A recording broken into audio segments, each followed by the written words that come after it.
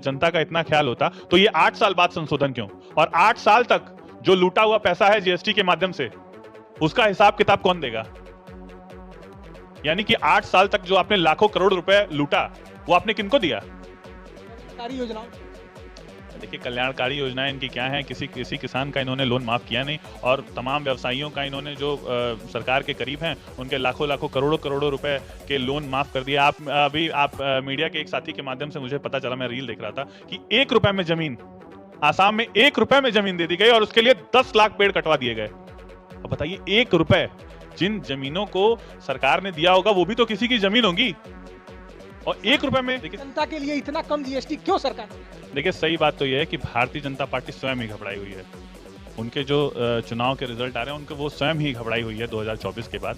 और हमारे नेता माननीय अखिलेश यादव जी लगातार 2017 में जीएसटी जब लागू हुई उसके बाद से लगातार वो सरकार को चेताने का काम कर रहे हैं कि इतना टैक्स जनता पे ठीक नहीं है और उसके स्लैब कम किए जाने चाहिए और इसमें जीएसटी में संशोधन होने चाहिए रहेंगे। और जो है अब मुझे लगता है कि ये बिहार चुनाव का एक चुनावी पेच है, और चुनाव के बाद ठीक जैसे जो है सरकार चुनाव से पहले पेट्रोल के दाम कम करती है और जैसे ही चुनाव बीत जाते हैं सरकार दुगना पेट्रोल का दाम बढ़ा देती है, तो ये भी कुछ उसी तरीके। चुनावी? हाँ, मुझे लगता है चुनावी है, क्योंकि बिहार में चुनाव है। बचत उत्सव? मुझे तो लगता है ये लूट उत्सव है। अगर ये बचत उत्सव है, जैसे कि हमारे सांसद कह रहे थे, ये बचत उत्सव है, तो 8 साल तक ये मानते हैं कि ये लूट रहे थे, लूट उत्सव है, और वो लूटा हुआ पैसा उसका क्या हिसाब है? देखिए, समाजवादी पार्टी 37 सांसद जीत के देश की तीसरी सबसे बड़ी पार्टी है, और अगर इन्होंने बेईमानी नहीं की होती तो हम 80 में 78 सीटें जीत रहे होते। 78, 80 में 78, क्योंकि हमारे नेता ने कहा था कि मैं दो हम छोड़ देते हैं, लेकिन अब वो मुझे लगता है कि जो है नेताजी का अपना पर्सनल विषय होगा, लेकिन 2 हम छोड़ देते हैं। 22 सितंबर से पूरे देश में लागू हो गया और इसे लेके भारतीय जनता पार्टी चारों तरफ उत्सव मना रही है। भारतीय जनता पार्टी का एक स्लोगन है, घटी जीएसटी मिला अधिकार, धन्यवाद मोदी सरकार। तो पहले 5 स्लैब लगता था, 5, 12 और 18, 28, अब 2 स्लैब लगेगा, 5 और 18। और आप लग्जरी कुछ खरीदते हैं या फिर विलासिता वाली जो चीजें होती हैं उस पर लगेगा 40% जीएसटी। इसी विषय पर बातचीत करने के लिए हमारे पास समाजवादी पार्टी के कद्दावर युवा नेता मृत्युंजय यादव जी हैं। आइए उनसे जानते हैं कि इस जीएसटी को कैसे देखते हैं, क्योंकि इसे गेम चेंजर बताया जा रहा है और ये कहा जा रहा है कि आज तक भारत के इतिहास में ऐसा कदम किसी सरकार ने नहीं उठाया, इतनी कम जीएसटी इतना कम टैक्स किसी सरकार ने नहीं लगाया। अब सारी चीजें सस्ती हो गई हैं। आइए बातचीत करेंगे और जानने की कोशिश करेंगे कि इस पे समाजवादी पार्टी का रुख क्या है। मृत्युंजय जी, पहले तो आपका हमारे चैनल पे स्वागत है। बहुत बहुत धन्यवाद, और आपके चैनल के माध्यम से मैं आपके सभी श्रोताओं को नवरात्र की बहुत बधाई और शुभकामनाएं देना चाहता हूं। क्या कहना चाहेंगे घटी जीएसटी? देखिए, ये तो वही बात है कि पहले आप टैक्स हाई कर दीजिए और फिर उसके बाद आप टैक्स स्लो कर दीजिए, किसी चीज़ का रेट बहुत बढ़ा दीजिए और उसके बाद कम कर दीजिए। ये तो सरकार ऐसा ऐसा बता रही है, और सरकार के लोग, जैसे ये जो है 50 साल पहले कांग्रेस की या पूर्व की सरकारों ने ये लगा के गई थी और इन्होंने आके कम कर दिया। ये तो सरकार वैसा जश्न मना रही है। बीजेपी कह रही है आप लोग घबराए हुए हैं, परेशान है। देखिए, जनता के लिए इतना कम जीएसटी क्यों सरकार ने लगाया? देखिए सही बात तो ये है कि भारतीय जनता पार्टी स्वयं ही घबराई हुई है। उनके जो चुनाव के रिजल्ट आ रहे हैं उनके वो स्वयं ही घबराई हुई है 2024 के बाद। और हमारे नेता माननीय अखिलेश यादव जी लगातार 2017 में जीएसटी जब लागू हुई उसके बाद से लगातार वो सरकार को चेताने का काम कर रहे हैं कि इतना टैक्स जनता पे ठीक नहीं है और उसके स्लैब कम किए जाने चाहिए और इसमें जीएसटी में संशोधन होने चाहिए। लेकिन 8-9 साल तक लगभग जो है भारतीय जनता पार्टी के पे सरकार पे जूं तक नहीं रहेंगी। और जो है अब मुझे लगता है कि ये बिहार चुनाव का एक चुनावी पेच है, और चुनाव के बाद ठीक जैसे जो है सरकार चुनाव से पहले पेट्रोल के दाम कम करती है और जैसे ही चुनाव बीत जाते हैं सरकार दुगना पेट्रोल का दाम बढ़ा देती है, तो ये भी कुछ उसी तरीके। चुनावी? हाँ, मुझे लगता है चुनावी है, क्योंकि बिहार में चुनाव है। बचत उत्सव है? मुझे तो लगता है ये लूट उत्सव है। अगर ये बचत उत्सव है, जैसे कि हमारे सांसद कह रहे थे, ये बचत उत्सव है, तो 8 साल तक ये मानते हैं कि ये लूट रहे थे, लूट उत्सव है, और वो लूटा हुआ पैसा उसका क्या हिसाब है? मतलब सरकार लूट रही थी 8 साल से। अब ये अगर आज बोल रहे हैं कि 8 साल बाद की बचत उत्सव है, तो उसके पहले तो लूट ही रहे थे ना। इन्हीं का तो लगाया हुआ जीएसटी है।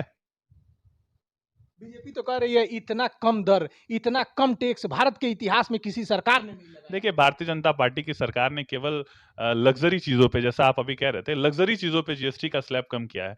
आम हिंदुस्तान की जो 80% जनता है, जिनकी रोज़मर्रा की चीज़ें दूध, दही, नहीं, बिस्किट इसमें और सब पे कम हुआ। नहीं, मुझे तो कहीं नहीं स्टेशनरी पे 0 हो गया। नहीं, मुझे ऐसा तो कहीं नहीं लगता है, मैं तो 33-34 जो जीवन रक्षक दवाएँ हैं, उस पे जीएसटी कम हो गया। इंश्योरेंस कराएँगे, उस पे मुझे जीएसटी तो कम हो गया। ये चुनावी स्टंट लग रहा है, इससे ज़्यादा कुछ नहीं लग रहा है। जैसे पूर्व में सरकारें, वैसे भारतीय जनता पार्टी की सरकार चुनाव से 2 महीने पहले पेट्रोल का दाम ₹10 घटाती है और फिर चुनाव बीतते ही ₹20 बढ़ा देती है। मतलब आपका सीधे-सीधे कहना है कि ये चुनावी है, बिहार निश्चित को देख के है। निश्चित तौर पे बिहार में चुनाव है, बिहार को देख के है। बीजेपी तो कह रही है डबल धमाका है, दिवाली पे डबल दिवाली लोग मनाएँगे, इतनी बचत होगी कि जम-जम के खरीदारी होगी। देखिए ये उसी तरीके से है कि पहले किसी चीज़ का दाम आप ₹100 कर दीजिए, उसके बाद उसको जब ₹100 में लेने की आदत हो जाए, तो फिर उसका दाम आप ₹50 कर दीजिए। मतलब जीएसटी से लाभ नहीं ये है। आप सिर्फ खरीदारी नहीं करेंगे। ये सिर्फ और सिर्फ चुनावी स्टंट है। और अगर भारतीय जनता पार्टी की सरकार को केंद्र में बैठी सरकार को अगर जनता का इतना ख्याल होता, तो ये 8 साल बाद संशोधन क्यों? और 8 साल तक जो लूटा हुआ पैसा है जीएसटी के माध्यम से, उसका हिसाब किताब कौन देगा? यानी कि 8 साल तक जो आपने लाखों करोड़ रुपए लूटा, वो आपने किनको दिया? कल्याणकारी योजनाओं में खर्च हुआ। देखिए, कल्याणकारी योजनाएँ इनकी क्या हैं, किसी किसी किसान का इन्होंने लोन माफ़ किया नहीं और तमाम व्यवसायियों का इन्होंने जो सरकार के करीब हैं, उनके लाखों-लाखों, करोड़ों-करोड़ों रुपए के लोन माफ़ कर दिए। आप मीडिया के एक साथी के माध्यम से मुझे पता चला, मैं रील देख रहा था कि ₹1 में ज़मीन, आसाम में ₹1 में ज़मीन दे दी गई और उसके लिए 10 लाख पेड़ कटवा दिए गए। अब बताइए, ₹1 जिन ज़मीनों को सरकार ने दिया होगा, वो भी तो किसी की ज़मीन होगी और ₹1 में वो ज़मीन देना और इतने बड़े व्यवसायी को, भाई वो व्यवसायी और भी तो पैसा दे सकते थे, जैसे वो और प्लांट लगाएंगे या जो भी करेंगे। ₹1 में क्या मिलता है? ₹1 में तो एक टाइम मुझे लगता है कि एक टॉफी भी, वो पार्ले टॉफी जो हम लोग बचपन में खाया करते थे, ₹1 में 2 या 4 आती थी, वो भी अब ₹1 में नहीं मिलती है।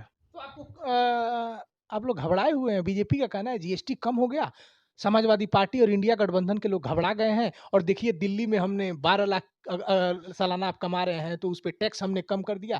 तो आप लोग बिल्कुल घबराए हुए हैं कि इसका चुनावी देखिए, समाजवादी पार्टी 37 सांसद जीत के देश की तीसरी सबसे बड़ी पार्टी है और अगर इन्होंने बेईमानी नहीं की होती, तो हम 80 में 78 सीटें जीत रहे होते। कितना 78, 80 में 78, क्योंकि हमारे नेता ने कहा था कि मैं 2 हम छोड़ देते हैं।